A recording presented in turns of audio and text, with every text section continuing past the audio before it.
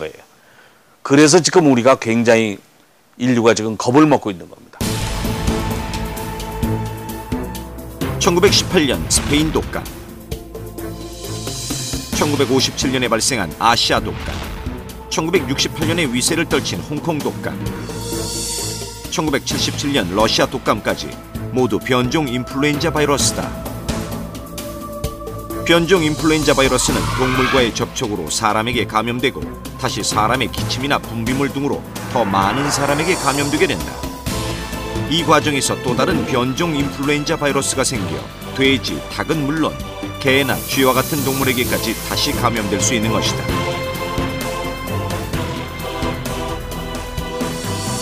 인플루엔자 바이러스에는 헤마글루틴이라 불리는 H와 뉴라미니데이즈라 불리는 N 단백질이 있다.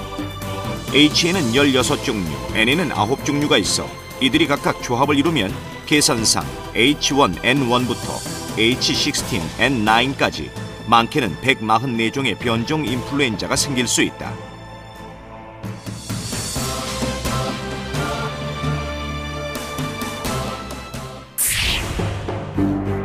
이렇게 무수히 많은 변종이 생길 수 있는 것이 인류를 공포 속에 밀어넣는 대유행병, 팬데믹이 끝없이 돌아오는 이유다. 어쩌면 신종 인플루엔자는 인류가 겪어야 할 대재앙의 일부일지 모른다.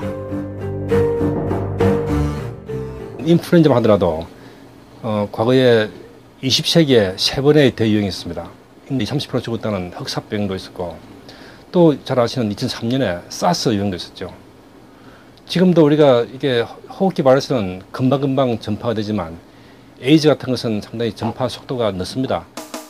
유해 미생물의 진정한 공포는 변종 바이러스가 가진 치명적인 위험성보다 공기를 통해 빠르게 확산된다는 것이다. 어떤 통제도 불가능한 공기를 따라 전염된다는 것이 가장 큰 두려움이다. 호흡기 계통이거든요. 그래서 먹어서 감염이 된다라기보다 호흡에 의해서 이제 들어가요. 물방울 같은 것들이 아주 미립자의 물방울에 바이러스가 뭐 수백, 수천, 수만 마리가 붙어서 날아가 가지고 호흡할 때 들어가서 우리한테 이제 감염이 되는 그런 체계거든요. 이 호흡기 계통으로 들어가서 증상을 일으키는 것들이 피부나 이런 데를 통해서 소화기 계통으로 들어가는 것보다도 훨씬 더 중독한 증상을 나타냅니다. 같은 페스트라 하더라도 흑사병이라는 페스트도 이 쥐베르크에 의해서 이 물려가지고 다른 사람한테 가는 거는 그렇게 심하지가 않아요. 천연두도 다른 사람한테서 이렇게 이 피부로 접종을 하면은 심하지가 않아요, 증상이. 그런데 이게 호흡기로 들어가면은 엄청나게 심해가지고 많이 죽습니다. 사람이 말을 하거나 기침을 할 때 수많은 물방울이 나온다.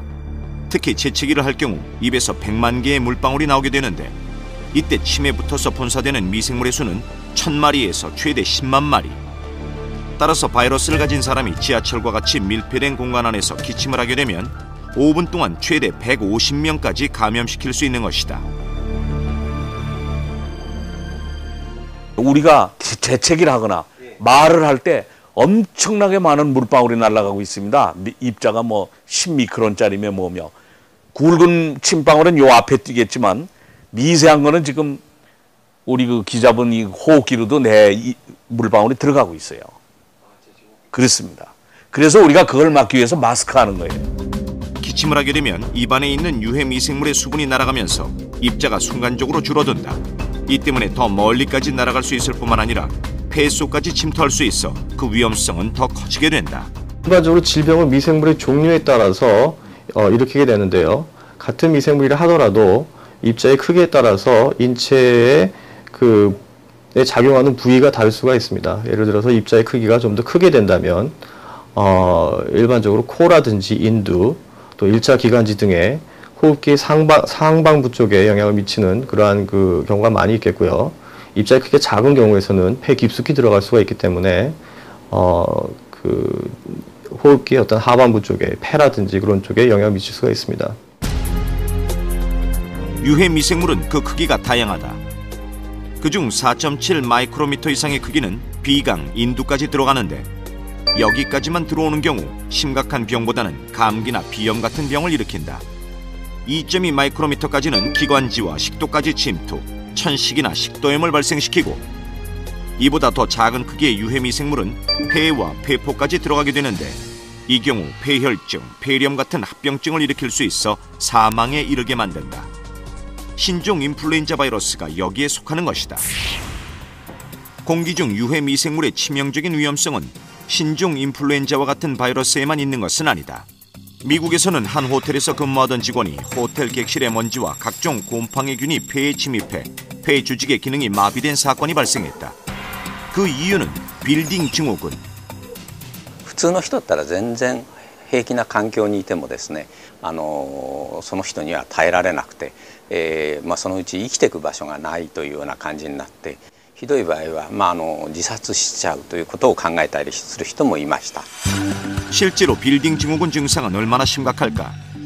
우리는 빌딩 증후군으로 고통을 호소하는 2명의 직장인을 만났다. 26살의 이모 씨, 직장 생활 3년 차인 그녀는 입사 이후 건강에 이상 신호를 느꼈다. 안에 있을 때 목이 많이 아프고 눈물이 자주 나고요. 그리고 기관지가 좀 약해서 그런지 목소리가 가끔 전화 받을 때 처음에 잘 안 나오고 그리고 몸이 좀 가려워요. 비슷한 증상을 겪고 있는 김모 씨는 어떨까? 그는 몸이 너무 아파 몇 차례 병원에 찾아간 적도 있다고 했다. 제일 먼저 드러나는 게 눈이 가장 많이 아프고 그 다음에 편두통이 좀 심했어요. 그래서 병원도 실제로 갔었는데 그 편두통 증상이 한 일주일 정도 지속이 됐었는데 병원 가니까 거의 이상이 없다고 하더라고요. 그래서 그게 스트레스인가 보다 라고 생각을 하고 계속 넘어갔었죠. 그러면 뭐 사무실 밖으로 나온다든지 주말에 집에 계실 때는 괜찮으신가요? 예, 퇴근하고 나면은 그 증상이 거의 없어집니다. 하지만 이상한 점은 회사에서는 두통, 현기증, 메스꺼움, 가슴 통증까지 느껴질 정도로 심각하던 증상이 퇴근해서 밖으로만 나오면 사라진다는 것이다. 이제까지는 우리나라에서는 이제 여기에 대한 인식이 조금은 부족하기 때문에 이게 이제 어떤 질병으로는 판정이 안 되는 상태이기 때문에 굉장히 모호한 경우가 많습니다. 장시간 근무하다 보면 피곤해져 가지고 뭐 머리도 아프고 눈도 따갑고 뭐 목도 아프고 뭐 이제 이렇게 얘기하는데 이런 것들이 반복적으로 장기간에 걸쳐서 이제 나타나는 현상이 됐을 경우에는 우리가 굉장히 위험하다는 거죠. 어떤 다른 질병으로 발전될 가능성이 있다. 이런 빌딩 증후군을 겪고 있는 사람들은 얼마나 될까? 우리는 실제로 500명의 직장인을 대상으로 설문조사를 실시했다. 설문조사 결과 만성 피로가 92%로 가장 많았고 눈충혈 69%, 현기증 64% 등으로 50% 이상의 사람들이 빌딩 증후군을 경험한 것으로 나타났다. 세계보건기구 역시 세계적으로 빌딩의 40% 정도가 실내 공기 오염으로 건강상의 문제를 일으키고 있다고 경고한다. 하지만 대부분의 사람들은 맑은 공기를 쐬면 저절로 좋아지기 때문에 큰 병이라고 생각하지 않고 그냥 방치하는 경우가 많다. 그러나 의사들은 아무리 강한 면역체계를 갖고 있다고 해도 이런 증상을 장시간 방치하면 문제가 생길 수 있다고 그 심각성을 강조했다. 초기에는 가벼웠던 증상이 신경, 호흡계통의 추가 감염 위험은 물론 간혹 생명을 위협하는 급성질환이나 만성질환으로 발전하는 경우가 있기 때문이다. いわゆる微生物による、深刻な話というのでは、レジオネラ症とかですね、さっき言いました結核の感染とかそういったようなこと、それからインフルエンザもありますし、ウイルスによって SARS というのが起こった場合もあります。そういうようなひどい場合は命に関わることもあるということだと思います。最近では微生物、カビ、ダニ、それからウイルスですね、こういったようなものによる微生物汚染が最近注目されております。